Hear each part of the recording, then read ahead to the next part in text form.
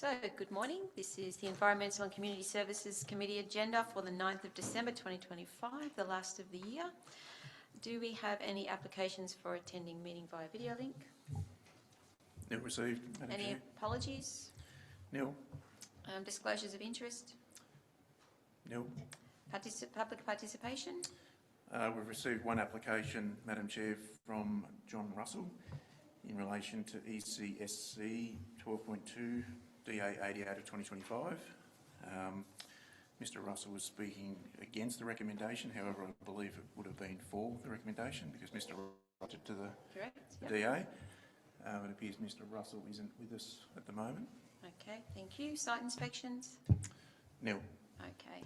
I'd just like to also remind you that this meeting will be audio recorded. For those in attendance, they should refrain from making any defamatory statements, which obviously we avoid.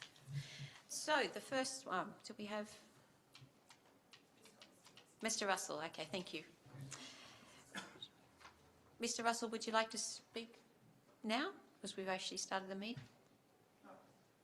Yep. And I believe this relates to ECSC 0.12.2. Correct? Yeah. Just want to check whether he's speaking for. Yeah.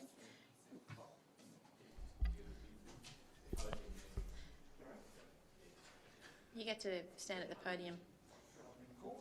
Well, actually, I was going to say like the president, so you can think about that. You could feel like you're like the president at the podium.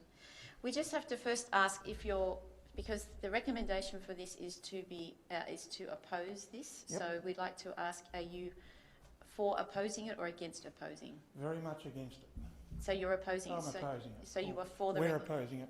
Right. So you're for the recommendation, which is the recommendation today is that we oppose it. That's so, right. Yeah.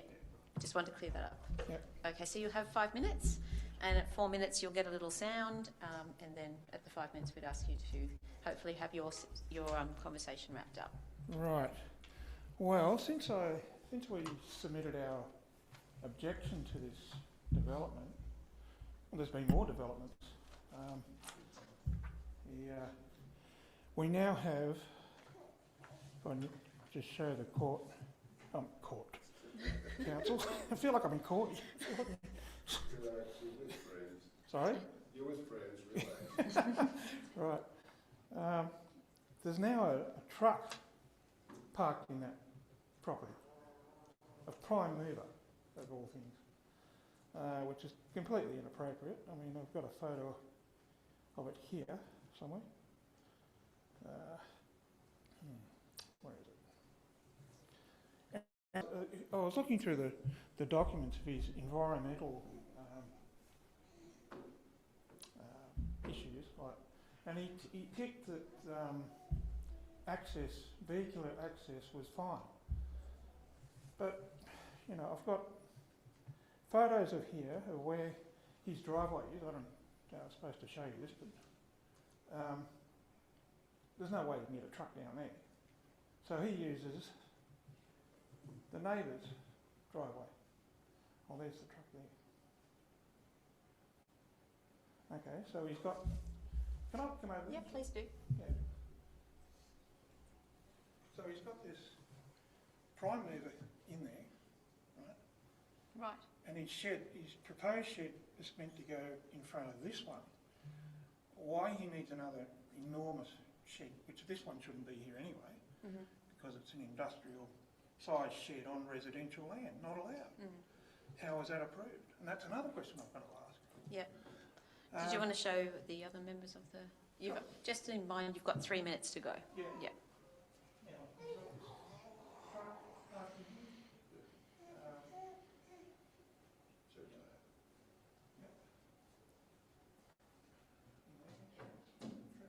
And his access is from... Is a disco in there? The music actually coming from his shed. That's what I say. This is where he's working. This is what we have interrupted. Does the neighbour allow him to come up the driveway? He said he has to use the neighbour's driveway. Yes, he does allow him. But I mean, legal access. I don't know. Okay, thanks, Mr Russell. Just make sure we can hear you on the recording, if that's okay. Thanks. So another issue I wanted to bring up is that existing shed, right?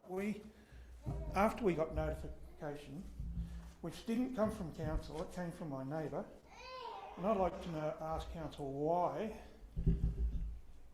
or did council actually make an effort to contact us about this proposal?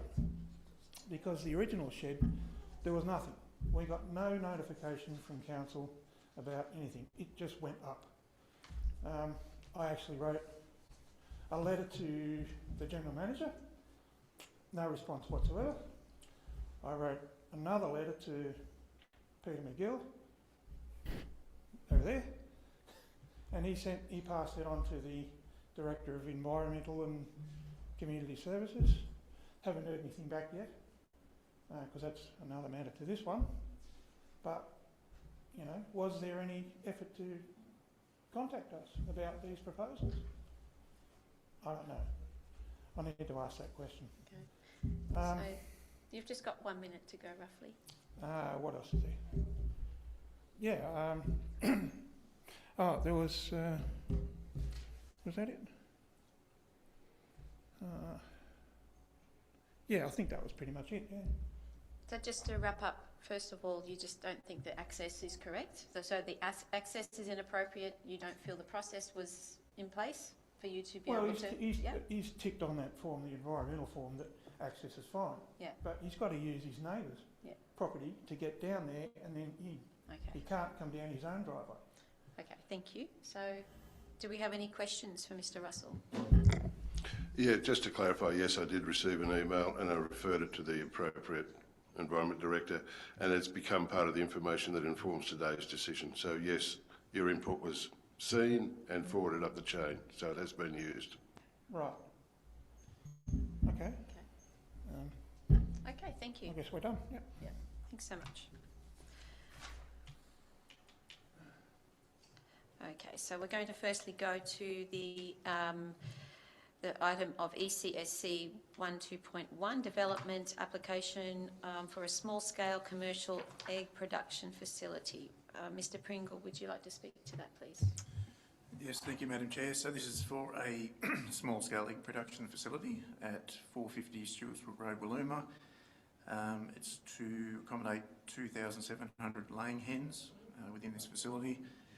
We've undertaken a detailed assessment of the application against the Act, the LEP and the DCP, and found that the proposal won't result in any significant adverse impacts and generally complies with our planning controls. The application was placed on public exhibition for 14 days, and we received one submission in response. That submission raised concerns in relation to odour, air quality, noise, pollution of water, land degradation, animal welfare, biosecurity, biodiversity and visual impacts.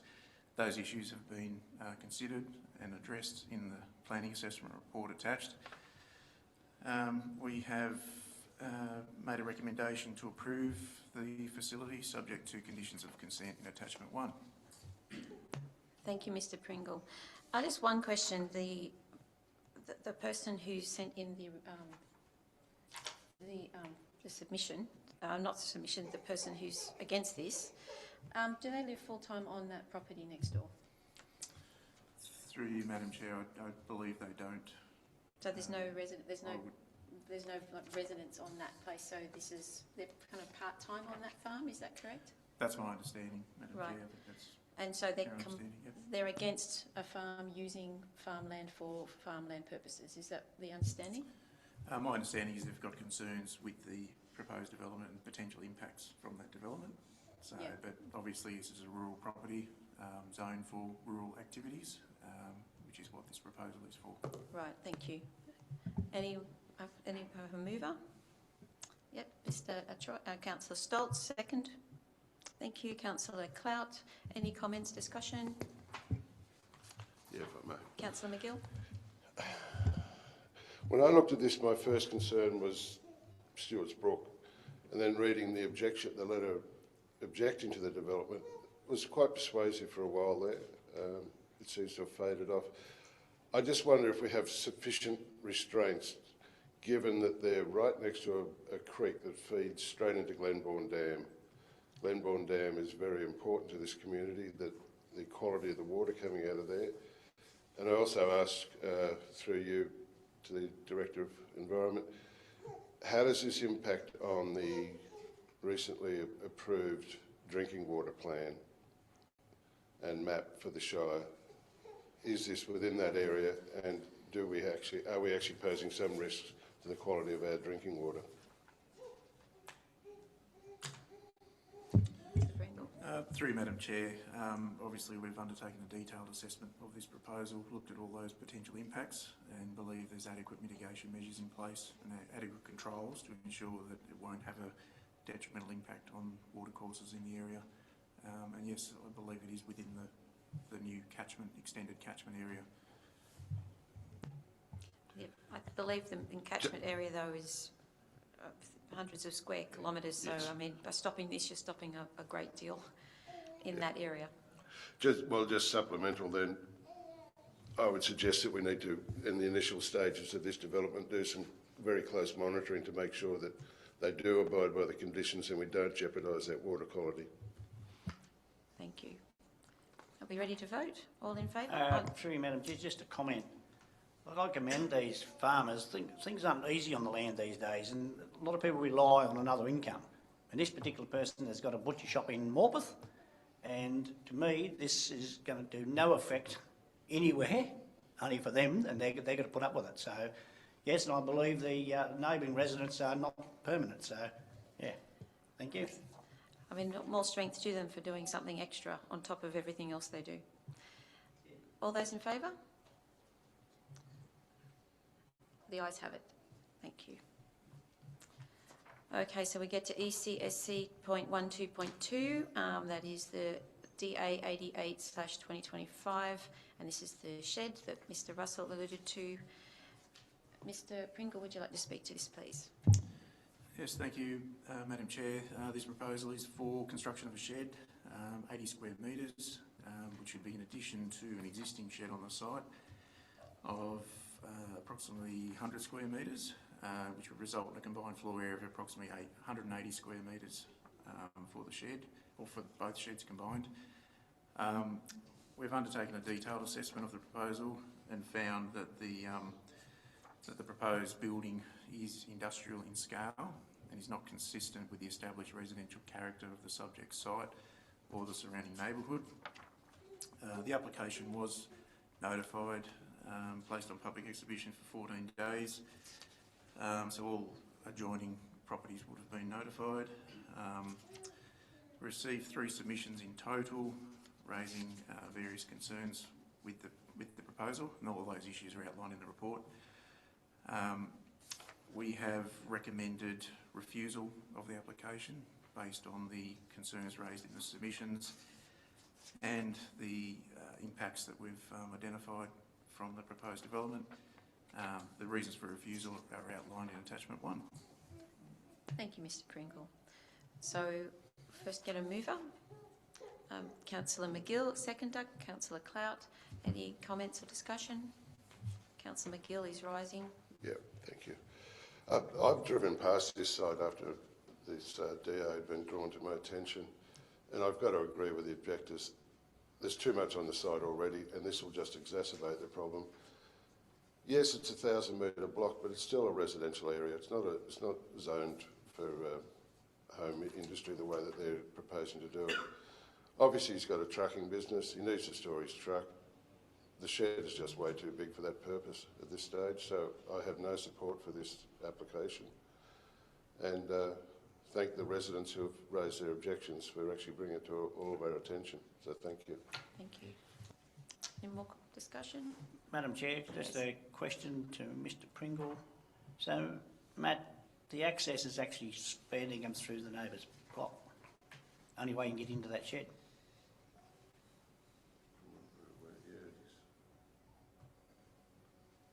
It appears to be that way, Madam Chair. Thank you. Thank you.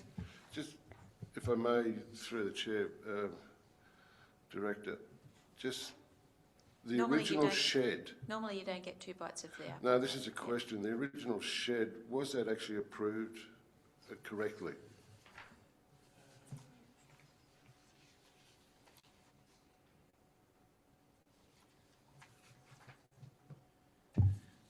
Through you, Madam Chair, I may have to take that one on notice, but I don't have that information in front of me. I'd have to go back through our records to see what approvals were in place for that shed. Okay, we ready to vote? All in favour? And this is against the recommendation, in favour of against the recommendation. The ayes have it. We all voted to refuse. We voted to refuse, correct. Yep. Okay, so we now have Mr McGill's favourite topic. So it's ECSC 0.12.3, so Upper Hunter Flying Fox Camp Management Plan. I certainly do commend your enthusiasm and resolute passion for this project. So the recommendation is that the committee recommend the council adopt the Upper Hunter Flying Fox Camp Management Plan. Once again, Mr Pringle. Yeah, thank you, Madam Chair. As you would recall, this camp management plan was endorsed, the draft plan was endorsed by Council on the 29th of September. Following that, the plan was placed on public exhibition for 28 days. In response to that public exhibition, we received no submissions at all. You'd also recall that at a previous council meeting, council resolved to write to government departments and agencies in relation to the issues that our communities are dealing with at the moment with flying fox camps. We did receive a response from the Minister for the Environment and Water, Senator the Honorary Murray Watt, in response to that letter. A copy of that response is provided in attachment 2, but generally the response was that they support Council's approach to collaborate with various agencies and point us in the direction of some potential funding opportunities to support that. It's always, thank you. It's always so encouraging to be cheered from the sidelines from our government, isn't it? So would have anyone move? Thank you. Councillor McGill, second. Thank you. Councillor Stoltz. Anyone?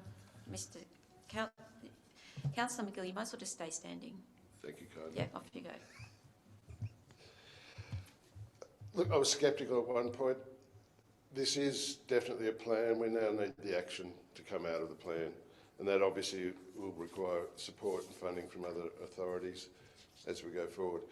One of the problems, of course, with promulgating a plan is it can be a bit rigid. And since this has been written, it looks like the Flying Foxes have decided they're going to permanently live in Murrurundi, Aberdeen and Scone. It's not a temporary camp anymore. It looks like their camp is established. I've also heard that there are some Flying Foxes on rural properties, Gundy, Waverley Way as well. So the policy will always need to be flexible, as the Flying Foxes don't actually stick to the postcodes that we've actually suggested they might, and they're moving around.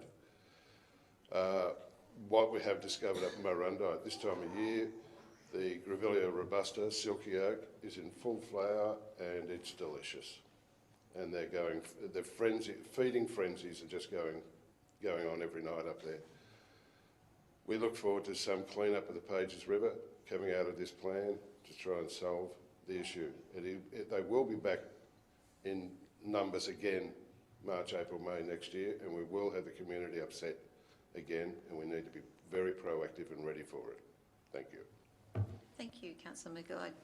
In all honesty, I do appreciate your passion on this because it's good that we have people follow up. It is always disappointing to see how we don't get the support we need from the government on this. Anyone would like to further the conversation? We have a mover and a seconder. Yep. So all in favour? Okay. All the ayes have it. So ECSC 0.12.4, the re-establishment of alcohol-free zones. This is the fun police here, isn't it, Councillor? Mr Pringle, please talk about that. Thank you, Madam Chair. Yes, so this report is in relation to re-establishing our alcohol-free zones within the townships of Aberdeen, Merriwall, Murrurundi and Scone. The current alcohol-free zones, they lapse on the 15th of April of 2026. So we're proposing to re-establish those zones for another 4 years from April 2026 to April 2030. So the recommendation is to support the re-establishment of the alcohol-free zones, to undertake public consultation in accordance with the Local Government Act, and if no submissions are received, to adopt and reapply the re-establishment of the alcohol-free zones as outlined in attachment 1. Thank you. There goes my mojito bar idea then for the corner of Kelly and Liverpool Street. Anyone have a mover? Thank you. Councillor Clout, seconder. Thank you. Councillor Stoltz. Anyone wish to Can I speak? just ask a question? Is this just machinery procedural, or is there really an issue with alcohol in the public consumption of alcohol on the streets? Through you, Madam Chair, I'm not aware of being a major issue with alcohol, but having these alcohol-free zones in place may, in fact, be the reason for that, being no issues. It does help the police to enforce rules and to deal with antisocial behaviour in those areas. So they do support these alcohol-free zones. There are some exclusions, you'll notice in the plans, out the front of some licensed premises where people can consume alcohol on the footpath in front of those areas, but other areas are obviously now alcohol is, or drinking of alcohol is permitted. Okay, so all in favour? The ayes have it. I think that brings us to the end of our meeting. It's at 10:51. Thank you very much, and I wish you all a Merry Christmas.